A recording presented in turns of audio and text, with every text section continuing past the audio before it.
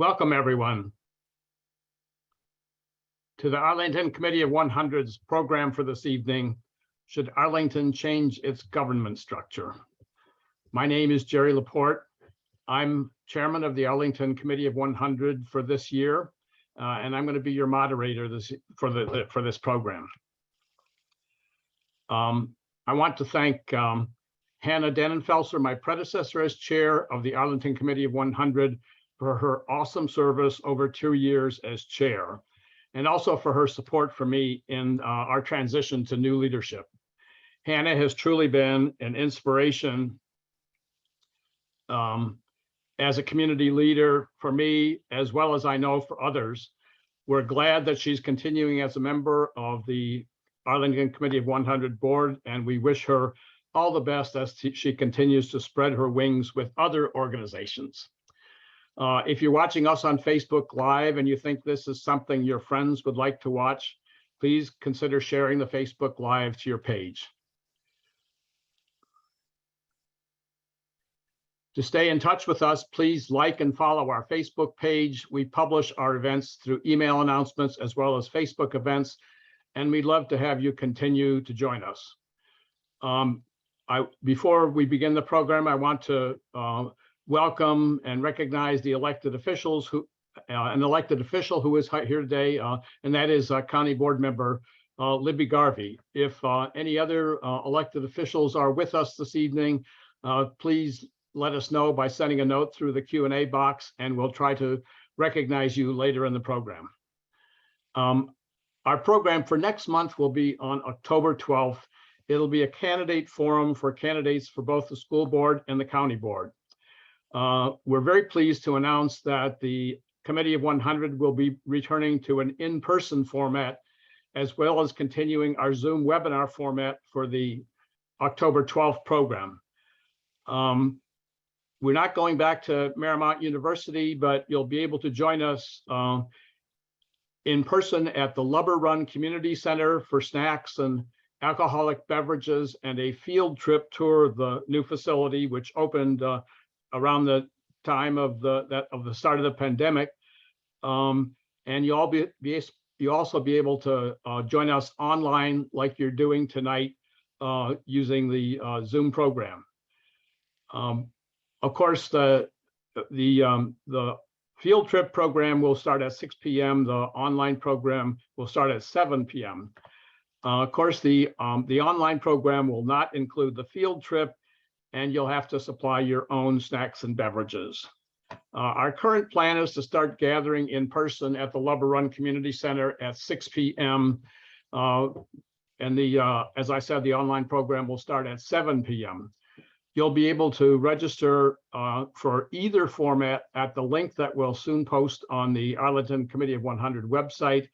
And we're also going to send that link out to all the people who are on our email distribution list. So look for that link if you want to attend our October 12th program, either in person or virtually. Before getting to tonight's program, I need to make a shameless plug for support for our organization. You can support the Arlington Committee of 100 in numerous ways. One important way is to become a member of our organization. That's right, we're still a membership organization. We depend on donations from our members to finance our operations. If you believe in our mission of addressing community issues in a nonpartisan, community-wide way and gathering community members to meet one another and talk about these issues in a civil way, please become a member of the Arlington Committee of 100 by making a donation. You're considered a member if you donate anytime during our fiscal year, which began on July 1st and ends on June 30th. Please see the chat box for a link to become a member, or send us a check at the postal address on the screen, which is also, the postal address is also available on our website. We'll soon be sending out a membership renewal appeal to prior members who have not yet made a donation this year, and so that they can be able to continue their membership for the current year.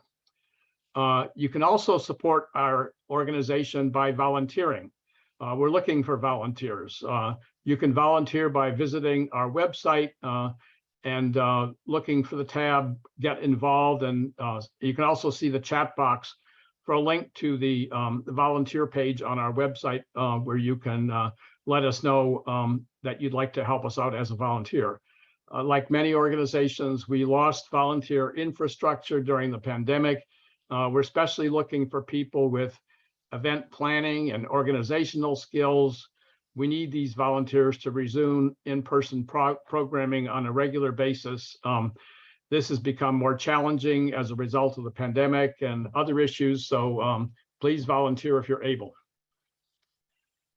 For our program tonight, we're focusing on Arlington's Tiger Initiative.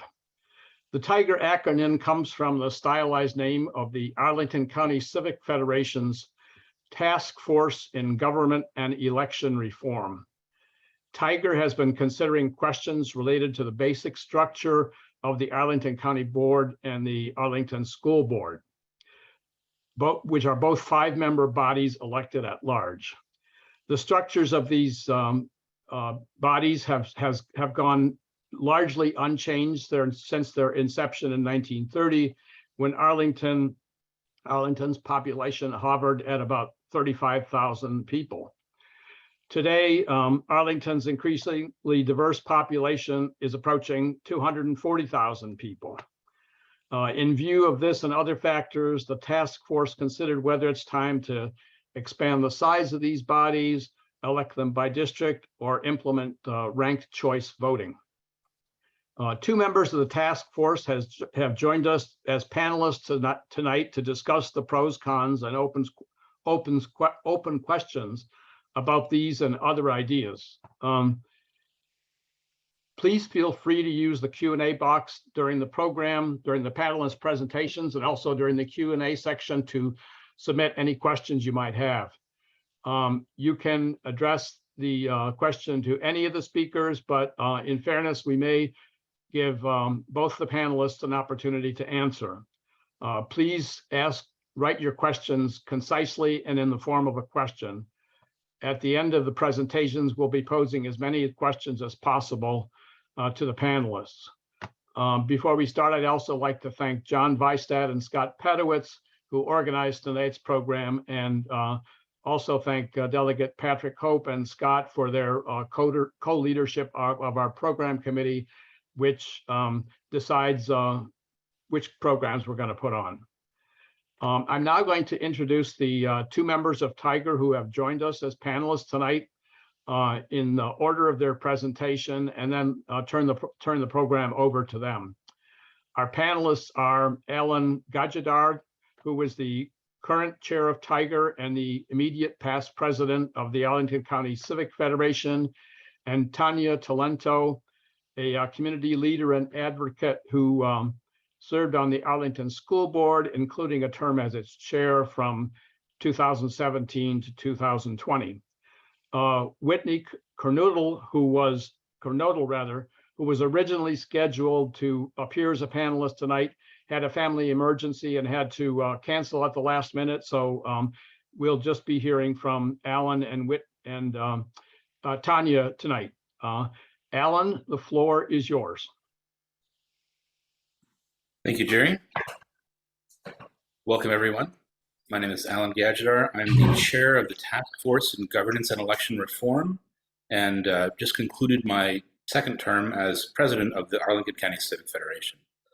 So what I'm going to do is I'm going to share a few slides here to talk about the work of the task force, some background, how it came to be, and then we'll go into a deep dive into a couple of different areas, which Tanya will cover.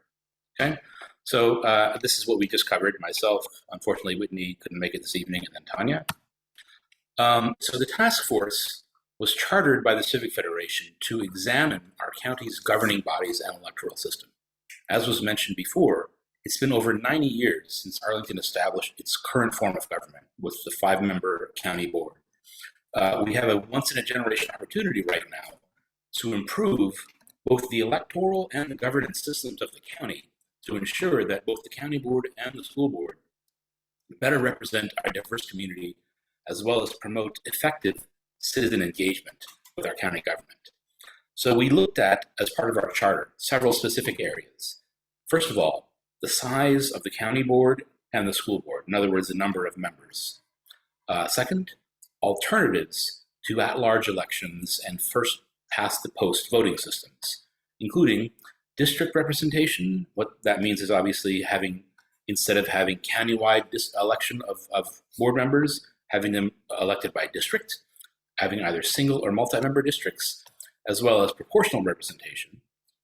We were charged to look at the remuneration of the county board and school board members, the length of board terms, the role of primaries and caucuses, and the role and design of community engagement mechanisms. So that was our charge by the Civic Federation. This slide here shows the members of the task force, the ones who stayed with us the whole way. There are a couple others who left halfway through due to personal issues. But you can see here, it's a pretty solid group of members with representing a wide variety of interests, a lot of community experience, a lot of political experience, as well as a lot of government experience. And these folks, I can assure you, are all very well versed on all the issues. And we had a number of very robust discussions on all of these topics, which are summarized in the report, which was published. And later on, we'll give you the link to that. But again, these are the members of the task force. So as part of our work, we held 7 public forums last summer, not when I say last summer, 2021, with some detailed presentations and analysis by experts in governance and electoral reform. And here's a listing of them. And all of these were recorded. And the videos are available also on the Civic Federation website. The link to that page is at the bottom of the page here, civfed.org/tiger. So from that page, you can see these recordings as well as the report itself and our final recommendations, which again, I'll cover here shortly. Excuse me. So as part of the deliberation, we met and deliberated for probably almost 2 years before we finally came up with our final recommendations. As part of the process, to come up with actual recommendations to address the charges with which we were given, is we started with problem statements. Based on all the areas that we see, what are the problem areas that we can all agree on? And so these are the problem statements that were developed and from which the actual recommendations were developed. So first of all, problems number 1. The county and school boards remain the same size as they were in 1930, despite a growing and more dense population. This has resulted in overworked elected officials, inadequate representation, and insufficient community engagement. And I doubt there's a single person on the call here who would disagree with any one of those statements. 2, Arlington does not have sufficient political influence in the region in light of its population and geography, and so many of our policy challenges are strongly influenced by our regional neighbors. Yet, we have a county board and school board chair that change every year, limiting the influence the respective chairs have compared to other regional leaders, whether other mayors or longer-serving board chairs. 3rd, Arlington's elected bodies do not adequately reflect the county's diversity, including, but not limited to, racial and ethnic diversity, socioeconomic diversity, and viewpoint diversity. As a result, many Arlington residents, particularly those outside the dominant or majority groups, may not feel represented, and the county board and school board may not benefit from the full and robust range of perspectives and experiences of Arlington residents. Next, our electoral system does not ensure proportional representation in Arlington or encourage the most qualified, best, and most diverse candidates to run and get elected to office, or provide strong competitive races in general elections. Next, Arlington election system's reliance on primaries and caucuses discourages candidate participation and voter turnout and presents significant barriers, including the discriminatory candidate impacts as a result of the application of the Hatch Act on federal employees. And finally, our final problem statement. The current system, both structures and processes for obtaining and utilizing community input, is inadequate in informing decision makers and making many residents feel that they have been heard. The government is not transparent, leading to a lack of accountability. Participants feel that engagement is not authentic and does not make a difference in outcomes. High time requirements for participation limit the number of people able to participate. Now, before I get to the actual recommendations, we're not able to fully address this last problem statement. The Tiger work continues, and that is an area that we will also continue to address. The Civic Federation has proposed a resolution recently, and will probably get voted on at the next membership meeting to address this last point, but the rest of our recommendations are tied to these other problem statements besides this one. So without further ado, we have 6 recommendations. So the first 4 are those addressing Arlington's form of government. First, we recommend that the county and school boards be expanded to at least 7 members. Right now, each board is 5. And again, that is a system that has been in place since the 1930s.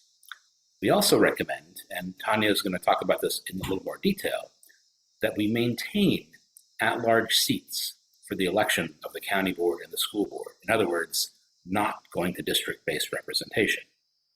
There was a really strong push from a lot of different quarters to go to district-based representation, or maybe a hybrid model. And again, Tanya will get into the details of that. Recommendation number 3, increase the term of the chairs of the county and school boards from the current 1-year term to a term of a minimum of 2 years, with the ability to extend the term for up to another 2 years if the fellow board members concur. Number 4, increase the salaries of county and school board members, and it gives you some details there. So those are the recommendations addressing Arlington's form of government. The recommendations addressing Arlington's method of elections are, first, replace the current plurality method of electing both boards with multi-seat ranked choice, also known as proportional ranked choice voting method. And finally, stagger the elections for both boards every 2 years, with one set of elections to be composed of 4 county board seats and 3 school board seats, followed by election 2 years later to fill 3 county board seats and 4 school board seats, with a continued rotation biennially, maintaining 4-year terms for all county and school board members. Now, there are a number of reasons for suggesting that mechanism as opposed to having all board members elected every 4 years or the current methods. And again, Tanya will talk about a little more detail about two topics now, which are, I think, top of mind among a lot of other areas. One of them is the whole discussion around why we did not choose to recommend district-based voting, what the advantages would have been, what the disadvantages, and what mechanisms we instead proposed that would address those particular benefits. And that will segue also into some details of the discussion about ranked choice voting. Okay. With that, Tanya, over to you. Okay. Thank you, Alan. We had a question about enlarging the slides. I don't know if we were able to do that, but I did provide links to the report, which everything in our slides is directly taken from the report. So there's a link in the chat. If you're having trouble accessing that link, I did provide a link to the Tiger website that provides a number of resources that were developed through our work, access to public forums. So I just want to make sure everyone knows they can access this at a later time. The report is 26 pages. It provides a lot of the information and then some that we'll cover tonight. But we want to take a couple of deep dives this evening and then leave a good amount of time for Q&A. So I'm going to try to keep it as brief as I can, but as you all can imagine, these are very dynamic topics, and we had very dynamic discussions. We talked about maintaining at-large seats versus district seats, and those are very live discussions, very robust.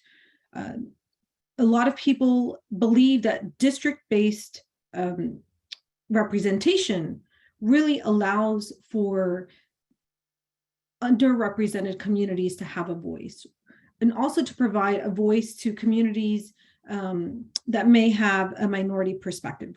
So when we're looking at ethnic, race, and minority voice, in all of its forms, you know, and you look at nationwide and political formats, you think of districting. The challenge in Arlington is that when you look at our demographics and you look at it from an ethnic perspective, we have, I believe, about the last census check, I think was in 2020, we had about 15% Hispanic, Latino descent population, 10% Asian American Pacific Islander population, and about 9% Black population, African American population. In our communities, while we are not as integrated of a county as many of us would like and are working towards, our communities are not so segregated that we can create voting blocks. And when we started looking at how we actually played out different scenarios in our discussions in the subcommittees and as a greater Tiger community. And we started looking at, okay, well, let's play this out. What does it look like for districts? How are we mapping these district outs? We're a very small county. Would we have 3 districts, you know, north, central, south? Okay, then we're looking at geographic representation. Maybe that's a way of looking at how we do districts. Maybe we don't look at it from a diversity perspective, because if we looked at, and I'll ping pong back and forth because that's how our conversations went. When we talk about diversity in race and ethnicity, if we look at our 22204 zip code, that has a lot of our ethnic and racial diversity, but it's multiple races and multiple ethnicities. And so now we're asking multiple minority groups, or some called global majority groups, to divide each other and pick one representative to represent all. But we know that each group has different needs, different advocacies. So now we're splitting our groups in it's like just dividing. Well, that's not our goal, right? We're looking to make sure that everyone has representation. So we thought about, okay, well, how does geographic representation? Maybe we look at districts and think about geographic representation. So, you know, because one of the concerns for supporting at large is the idea of focusing on county-wide benefits versus regional or district benefits that might pit us against each other. So we started thinking, okay, well, what if we did regional? You know, we know that South Arlington and North Arlington, just from a geographic perspective, are laid out differently. Zonings are different. Central Arlington sort of encompasses a little bit of both extremes on each side. So what does that look like? And what we started to realize is that, and it was right around the time we were having these discussions, that there was a lot of discussion in the media about surrounding counties doing districting, and how it was a time of map reform for many communities. I think PG County, Montgomery County, and even the statewide district map was in the background. And I think it was PG County, Prince George's County. I grew up in PG County for part of my life, and we called it PG County then, but I think it's now called Prince George's County. They're moving towards making sure it has its full name. Prince George's County, they had a committee create a map, and then the elected body changed the map. So it wasn't the community's voice. And we started looking at the divisiveness of it, and we thought, what is our goal in this work? Our goal is to bring diverse representation to our governance and to our elected officials, to ensure that we have strong governance leaders and strong governance structures in place, and to ensure that we are serving all of our county as equitable as possible. What kind of form of government is going to better meet that need? And so then we discussed a hybrid model. Well, what if we had a hybrid model? And we thought, in order for a hybrid model to really be beneficial, and look at, if we kept our 5 board members, you could have, okay, 3 regional districts, you know, North, Central, South Arlington, and, you know, 2 at-large members. And we played around with that for a little bit.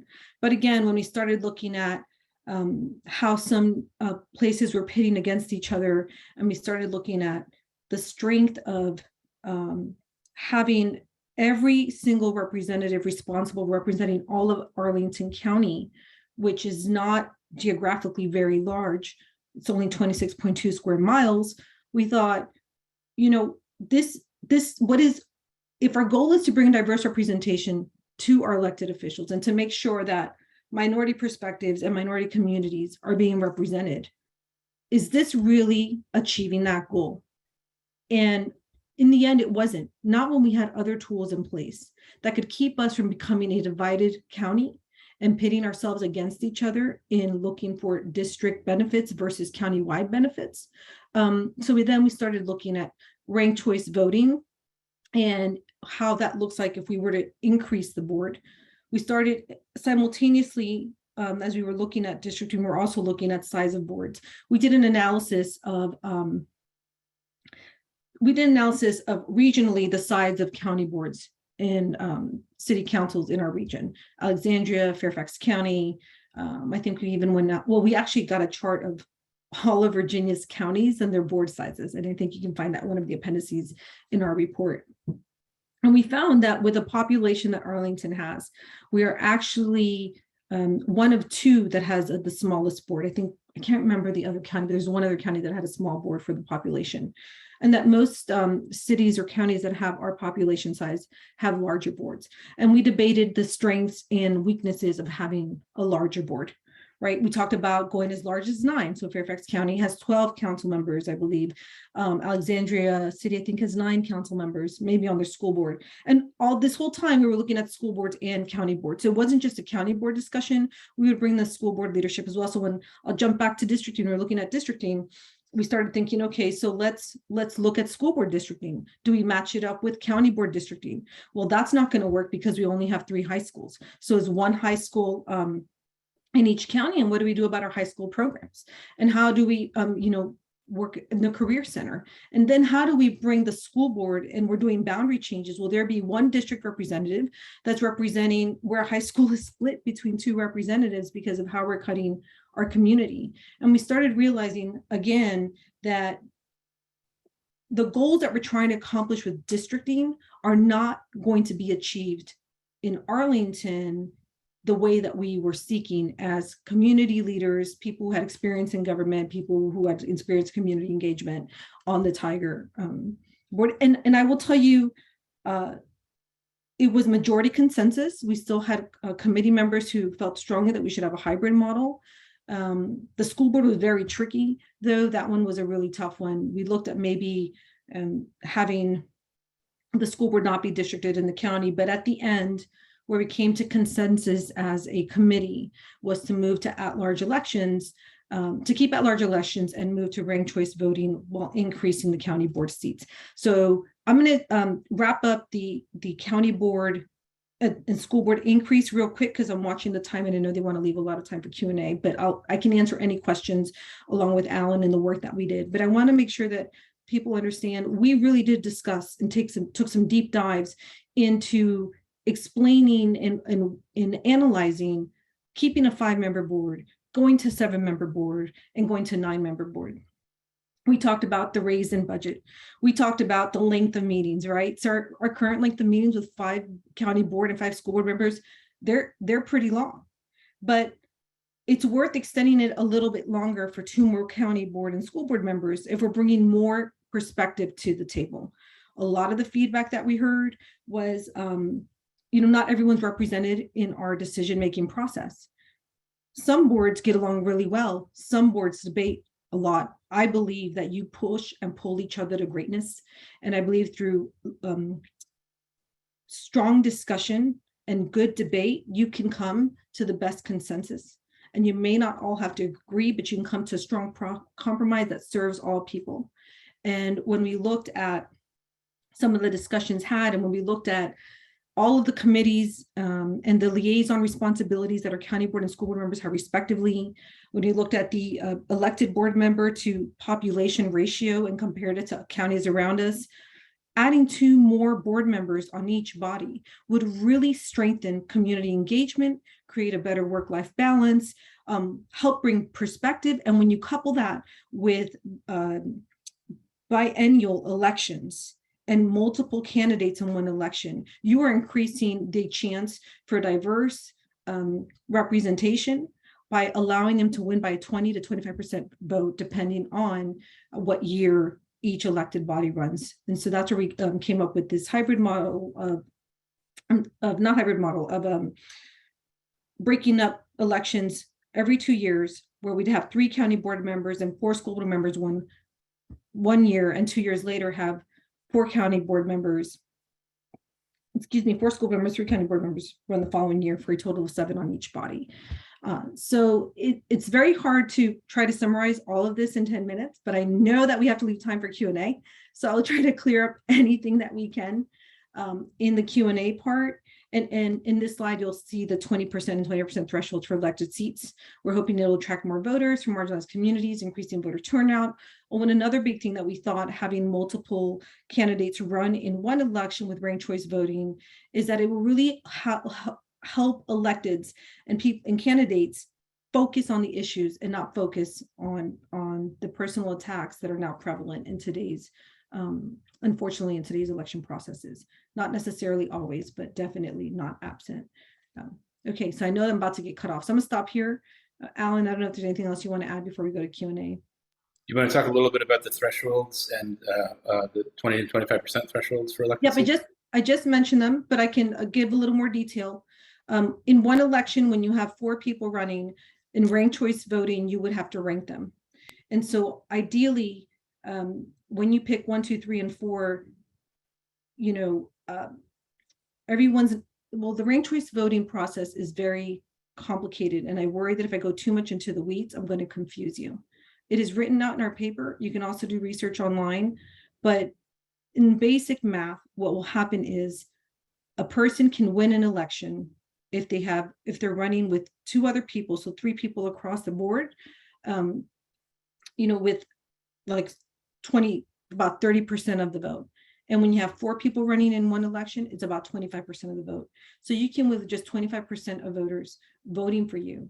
And what it means is if you are a minority perspective, or if you are representing a minority community, ethnic or race-wise, you have an opportunity to really rally a community behind you and win an election, even at an at-large election, and really bring the whole county and work on issues versus working on preserving your reputation or your public persona. Again, this is very hard material to cover in the scope of 10 minutes. So I'm hoping to just bring some questions to the table. But if you read the report, we did go a little bit of a deeper dive into the explanation of ranked choice voting.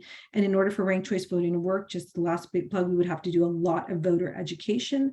But I think Arlington is equipped and ready to do that. And with a maximum of 4 candidates, 4 spots on any ballot, it is manageable to do versus having a simultaneous election where we would have 7 spots open at the same time. Okay, thank you very much to both of our panelists. You gave a very, very, very good presentation, and we have some questions, but maybe if you have other things to add, you can add them during the question and answer period. People are lined up with questions, so I'm just going to read them here. Karen Lutz asks, should we also consider the possibility of becoming a city and electing a mayor? Is this even possible under Virginia law?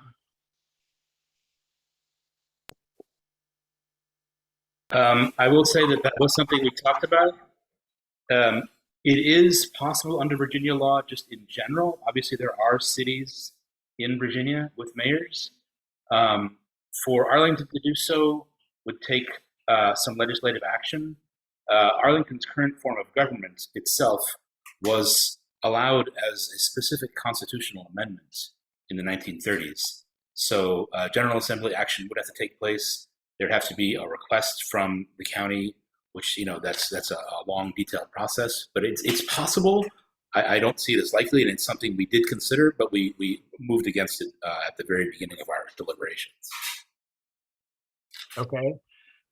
Usually when we have panelists that are talking about different sides of an issue, we give both of them a chance to answer the question. But here, since you're essentially co-panelists and not adverse to each other, I'm not going to, if one of you answers, I'm not going to ask the other one to answer also, unless you raise your hand or something like that and say you have something to add. Robert Cambridge asks, how much time is a county board member currently expected to devote to county board tasks and activities? That's a great question. I know that we discussed it in our committees. I can only speak from the school board perspective, but when I've spoken to my county board counterparts, I know that they put in similar time. County board and school board in Arlington County is a full-time job. The number of, at least on the county board, the regional committees that you're expected to attend alongside the monthly county board committees, prepping for those county board committees, the public engagements are required. And by public engagement, I don't mean community engagement. I mean public appearances that you're expected to attend as an elected official. In the community wants to see you out and about, and you can ask any community member I've spoken to. I'm sure that many agree. It's always great when you see your elected official out in the community, engaging the community. And this is separate from on the school board PTA meetings you have to attend, school community meetings you have to attend. Anytime a constituent wants to meet with you, I easily put in 50 to 60 to 70 hours a week, depending on if I included all the events I attended on the weekends, evening meetings, coffees during the day. For my colleagues who work full time, their free time was spent on engagement. So that work-life balance was a challenge. It is a lot of work if we meet the expectations of our constituents here in Arlington County. Okay, Wilma Jones asks, how many of the minority communities did you speak with before making the decision that voting by districts would make the minority groups have to choose? And as a note, she adds that coalitions of Black, Brown, and Latino people are happening all around the county. That's a great question. We did community forums. We did not, as Tiger community members, go out to communities and engage them in a community forum type of discussion, but we had public forums where people came and we heard about districting in other parts of the country where they had communities districted by race and ethnicity. And at times in communities that were with, I believe, mixed race and ethnicity, I have to go back and watch the forum. And the one question that we asked was, when you created these districts, they were demographics that were similar to Arlington in the sense that they didn't have their ethnic and racial districts were not 50% or more of the population. They were less than that. And what happened many times is the people in that district, because that district was not fully brown or Black or people of color, they did not end up with a representative all of the time.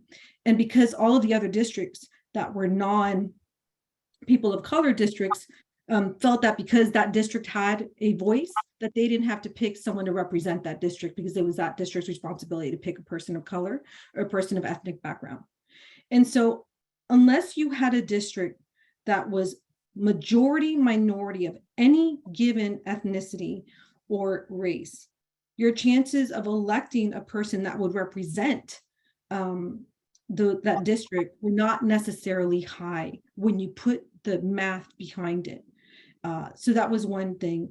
We did have I'm a child of immigrant parents. My family immigrated here from Guatemala. My parents did. I grew up in the DC area.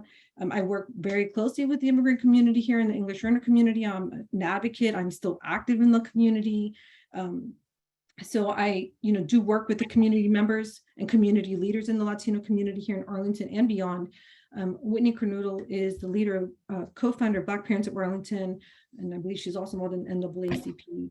And so we did try to bring the perspective as much as any one person can represent a group of people, which is, as a minority leader, you seem to be charged with very often. We did try to bring perspective from our community work to the discussions, but the direct answer is no, we did not go out there to the communities, but I don't believe that we lacked insight or lacked research, or that it was a thoughtless recommendation without looking at what that would really mean if we created districts here. And I don't know where the coalition is between right now here in Arlington, between the Black and Brown and the Asian communities. I think it's something that I know I've been trying to work with and work towards along with other leaders of color, but I don't know how close we are to achieving that here in Arlington. So I hope that helps answer your question, Ms. Jones. Alan, did you want to add something? I saw you raised your hand. Yes, and one additional point that kind of addresses is directly to Ms. Jones's point, is that some of the recommendations that we did adopt were designed to address the whole point of having diverse coalitions, and this is where proportional ranked choice voting method would allow you can consider them to be tribes, right? They're tribes of different types of ethnicities, different interest groups, whatever they happen to be, but they can coalesce around candidates, and with a lower threshold to be elected in multi-candidate ranked choice voting, that does increase the odds of diverse representation of coalitions that don't have to be geographically based. They can be based on ethnicity across the entire county and or any other unifying metric. Yeah, one question that I don't know if anybody's asked this, but it appeared listening to you, I have a question about why did you limit the number of county board members that you considered to 9? I mean, if you had, 18 or so representing smaller districts, that might give communities of interest an opportunity to elect. I mean, you wouldn't necessarily have 18 full-time members, but they wouldn't necessarily be a full-time job if you had a lot more people to spread out all the duties that the 5 members do now. That's a great question, Jerry. And one of the challenges that we have here in Virginia, we have this law called the Sunshine Law. So, and what that means, so this is just one of many factors to answer your question, but this is the first one that came to mind. In the Sunshine Law, there's no way that a majority of board members can meet together without it being a public meeting.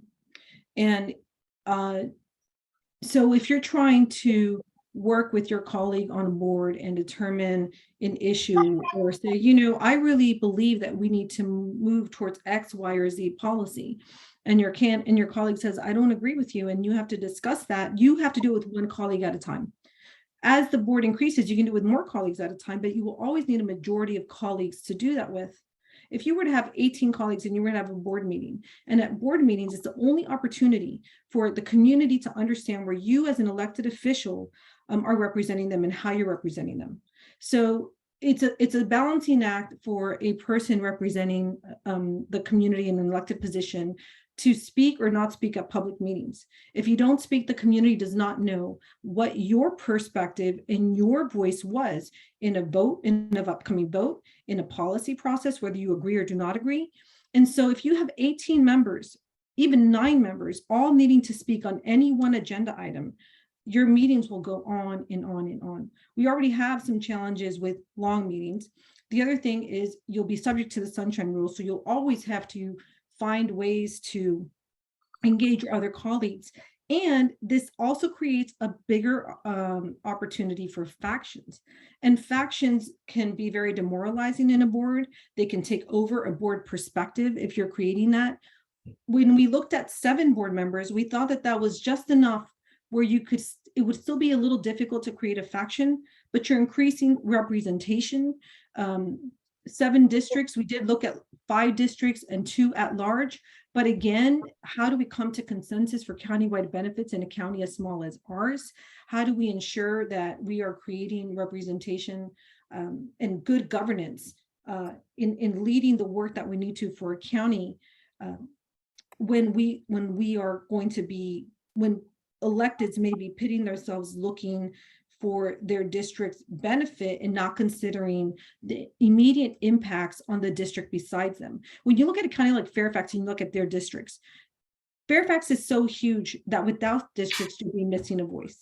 When you look at a county as small as Arlington and you put districts, a lot of people right now, even with the districts that they've created for our delegates and state senators, a lot of people can walk to each district line. It doesn't take much to get to where you would move and be under another district representative's representation. So we did look at a lot of those factors, and we decided that 7 was a good compromise, and that getting it bigger, whether we did districts or at large, would start to complicate healthy governance and effective governance and efficient governance at the governing level. Okay. Elizabeth Lyon asks, what do county board members think about the board size and scope? And what do they think should change? And I think this sort of raises the issue of, could you both answer that question and give a status report on the status of your report? Okay, so I think there still has to be a vote of the Civic Federation, and I don't know where you are in that process, and then maybe what happens after that. That's something that I know has been discussed in the press, but I wonder if you could give your thoughts on both in answer to Elizabeth Lyon's questions. What does the county board think about these ideas to the extent that you know? Sure, I can address that. So I'll answer the second part first. The Civic Federation, so the report is a report of the task force. It is our report and our recommendations. And then the way the Civic Federation works is there's a resolution that we had proposed that covered all of the recommendations, but we didn't have the last recommendation on ranked choice voting until very close to the end of the last term. So we decided to delay it till the fall to give time to further educate the community. And we're going to have a community forum sometime in the next month where we're going to have some public presentations about our recommendations, get some outside speakers, and then we will bring the actual resolution, which is that the county adopt our recommendations to the membership for a vote. The next steps beyond that are to begin to get buy-in from the county board and other stakeholders to actually adopt these recommendations. Now, in terms of their current interest in these recommendations, one thing that's already happened is they've already voted themselves a pay raise, at least the county board has. So that's one recommendation, the county board at least, which has been adopted. Then there is definitely interest in ranked choice voting. What that looks like exactly, that's obviously the crux of the matter, because there's some concern about, do we have ranked choice voting just in the primaries, or do we have it in the general election? And of course, we're proposing a very specific form, which is proportional, aka multi-seat ranked choice voting. So that flavor of ranked choice voting hasn't been necessarily discussed with the county board or school board. We have heard positive feedback about the ideas of expanding both boards from 5 to 7. That is my understanding of those points. Tanya, do you have anything else? Yeah, I just want to make sure there was a good question in the Q&A. I hope we can get to answering those questions. There are a lot of good questions in there. This is a recommendation report. And it's very clear for people to understand this is not something that we can put into effect. Right now, we have a county manager plan form of government, and it's very specific. Like, I think the word plan has to be in there. We're the only county in the whole state of Virginia that has this specific plan form of government.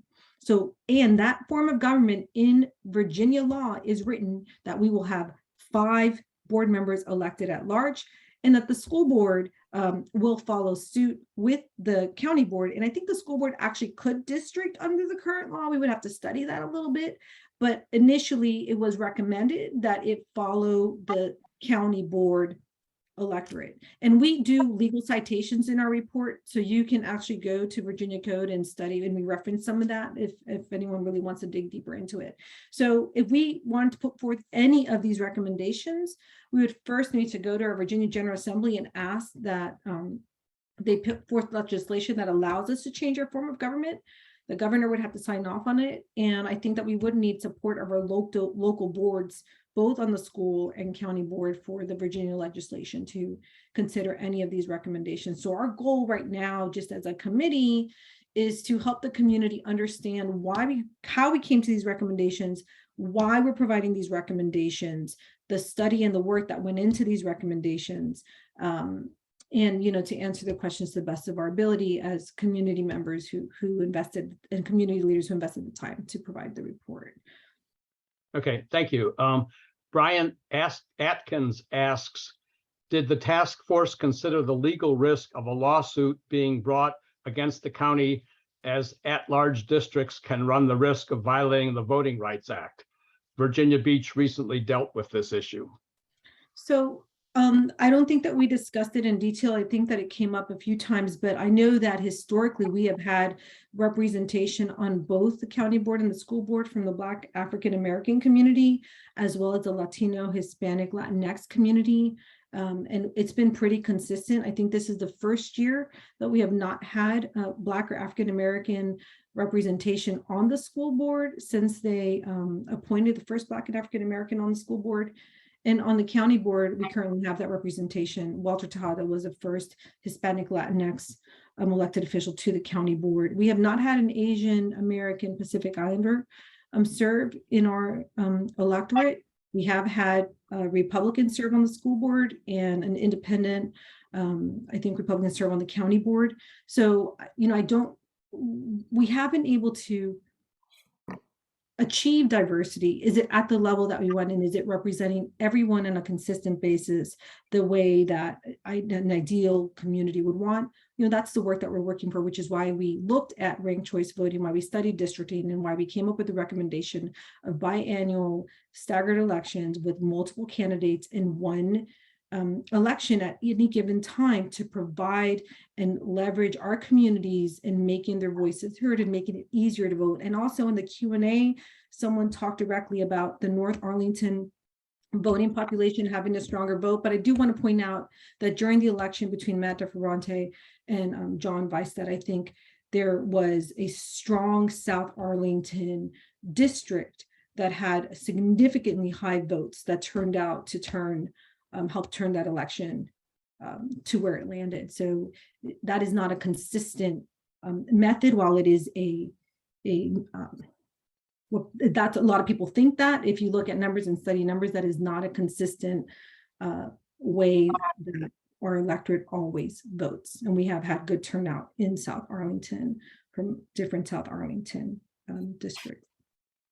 Okay, Craig Hines asks, why shouldn't the county board chair be elected countywide, preferably for 4 years, rather than voted on by the county board members?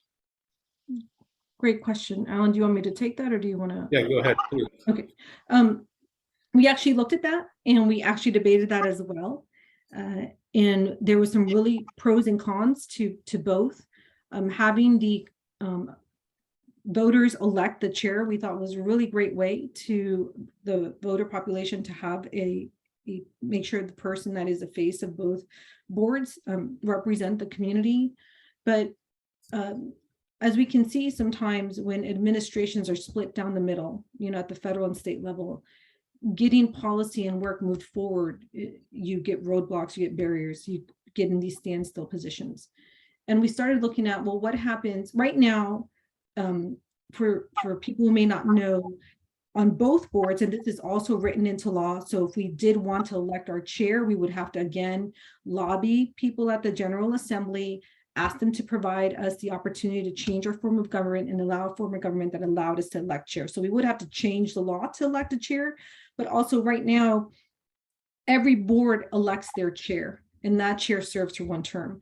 So your board members select their leader, and in selecting that leader then sets the agenda for the board, works for the county manager or superintendent respectively, prepares the work that is moving forward, brings in their colleagues to provide advice and feedback on that work, pushes the work, is the face of each board, and it is better and healthier governance, in our opinion, based on the work and the discussions that we had, that the chair of each board have the ability to really bring consensus in their board and bring that type of facilitation and mediation that would be ideal in any leader of any board, right? And in any teamwork based group.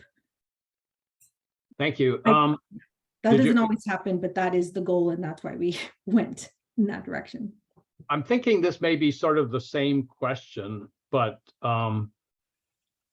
somebody asks whether the county manager should be elected, which is sort of the same, although, by definition, the county manager form of government is, the county manager is a administrative official hired by the elected officials. But so this person is asking, should the county manager be elected? So do you think that that's a different question than the question you just asked? answered, Tanya? And if so, maybe you can directly answer that question. It's a different question because it's a different role, but the answer is the same, that in our current form of government, we do not have the option to elect our county manager. So we would have to look at a change form of government. And when we looked at all the work that we studied, that is not something that we delved into, looking at changing our form of government because of the lobbying. And Alan, I don't know if you want to add some stuff to that.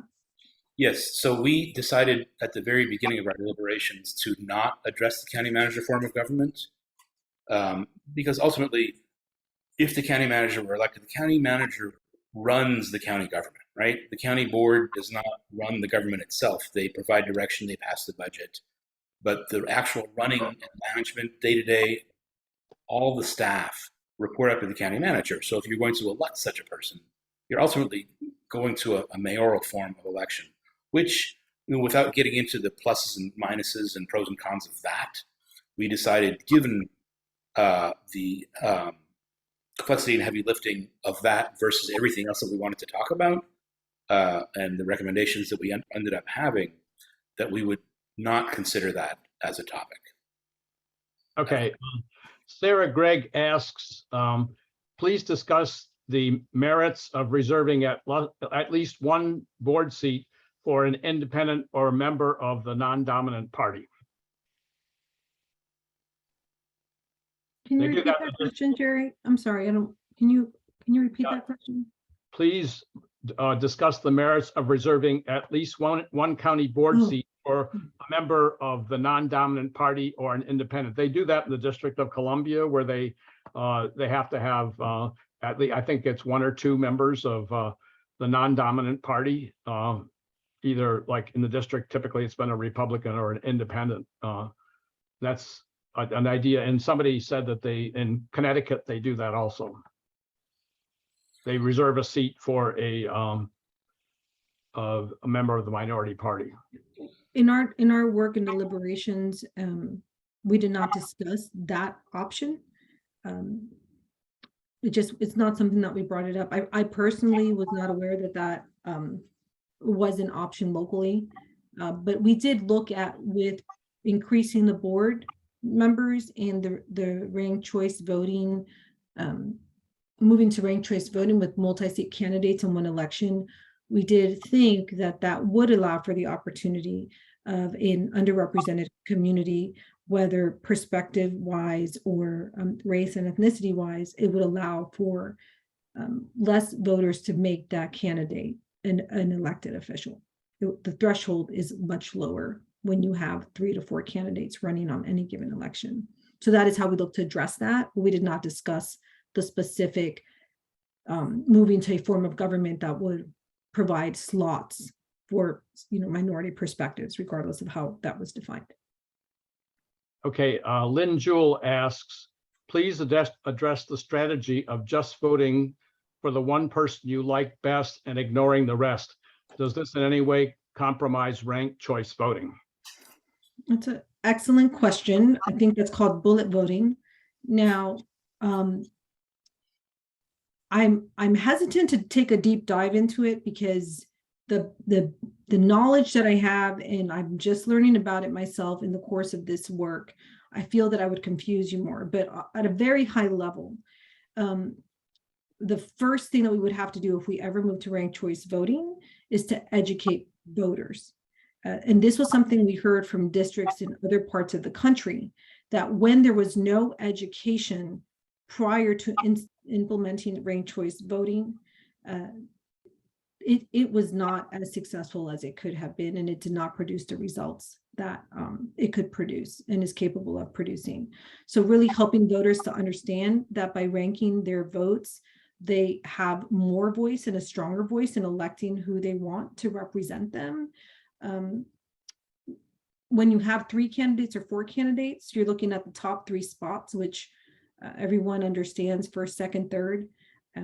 When you look at 4, it's easy to understand 4. And we felt that if we ever moved into this direction, that the Arlington community would be well prepared, and as Tiger, we would really lobby to ensure that voter education is prominent, especially for our new Americans who may be coming from different types of voting systems or coming from places where their vote really did not have an impact on who was elected.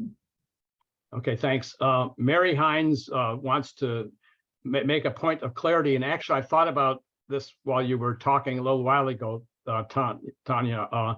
She says that under the Sunshine Act, more than 2 members of either the school board or the county board can be together and have discussions on, talking about topics that relate to their elected work without it being an advertised public hearing. And I know that's the case at the federal level also. Right. The federal government and Sunshine Act requires that you can't have more than a majority of the body together. So if you have a 5-member body, you can't have 3. And if you have I think the Virginia law is based on the federal law. So I think you implied before that 2 members of the school board and the county board, or when you talked about having a larger board, I think it would be, as Mary says, you couldn't have more than a majority meeting together. So that wouldn't be the impediment, I think, that you implied, Tanya, before. Maybe I didn't explain it correctly, but I still personally believe that if you had a larger board, if you had a 9-member board,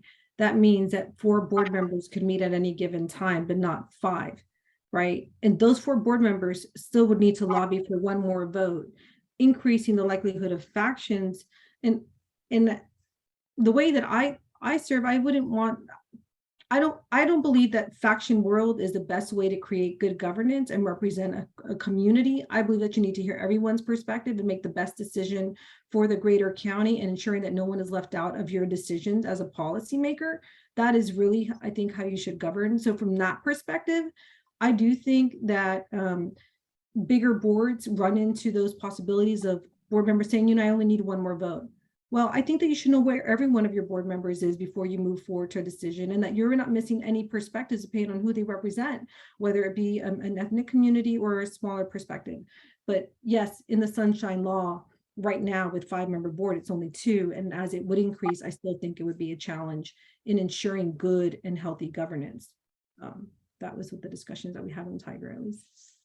Okay, Jeanette Anderson asks, how would the ranked choice voting system work? And I think, Tanya, you said you didn't want to dive too deeply into this, but it seems that we have a number of questions about this. Maybe I can try, and then if it gets confusing, I know we have some experts on Tiger. Unless, Alan, you feel, I did study it and dive deep into it, unless you feel prepared to try. Go ahead, Tanya. Okay. All right. So the way ranked choice voting works. And, Michael, if you're on here, please take me aside afterwards and strengthen my dissertation presentation of this. The way the ranked choice voting works is you pick your let's say when we have 4 candidates, you pick, you rank the people that you want. The person that you want to serve, your favorite elected, you rank as 1. And then if that person weren't to win, who would you want instead of that person? Who's your second choice, right? And then you would pick your second choice. If neither one of those 2 people win, who would you want as your third choice, right? So like kind of your favorites. And the idea is everyone votes, they've picked 4 candidates. And so the person that has, after all the first round of votes are tallied, after everyone's number 1 is tallied, the people that have in that scenario 25% of the vote or more would get a spot. They have a majority of voters in that 4-spot selection seat. Okay. If no one, and so then how do you select the second seat? And this is where it gets complicated, because if you have like let's say you have 6 people running for 4 seats, right? So if you had 4 people running, everyone would get a seat. There's a seat for every candidate. But if you had 6 people running, the person who gets 25% or more would automatically win a seat. And then you go down to the second round and you count up all the number 2s. Okay. And the person who gets, and you take the number 1's votes and you count who their number 2s was. And this is where it gets a little complicated, but there is all this research and studies on different forms of calculating the number 2s. But in the basic level, your number 2s whoever gets this strongest amount of number twos and hits that 25% threshold, they get the second spot. And then it goes so on and so on. And so if you had two candidates that got 25% or more of the votes, then those two candidates in the first round would end up with the first two slots. But looking at that math, what it's really saying is, as a voter pool, instead of having a 50-50 chance of your candidate winning, you have a 25 to 20% chance, depending on how the votes are counted, how the votes, not how they're counted, but how they turn out, how people vote, and your candidate getting elected. So as a candidate, you could say, I'm representing this minority perspective or this minority group, and you rally all of your voters to come and put you down as number one. And so it really opens up the floor for better chances of being elected if you are not in the greater majority of the voter pool. Okay, thank you. This may be the same question. It's by Michael Beer, who I think may be the Michael that you were referring to in your response. He says, and if you answer this, just say so. Why is proportional ranked choice voting better at promoting diversity than districts? Will proportional ranked choice voting reduce barriers for first-time candidates? And you have about only 2 or 3 minutes to answer that question, Okay. if you want to answer it.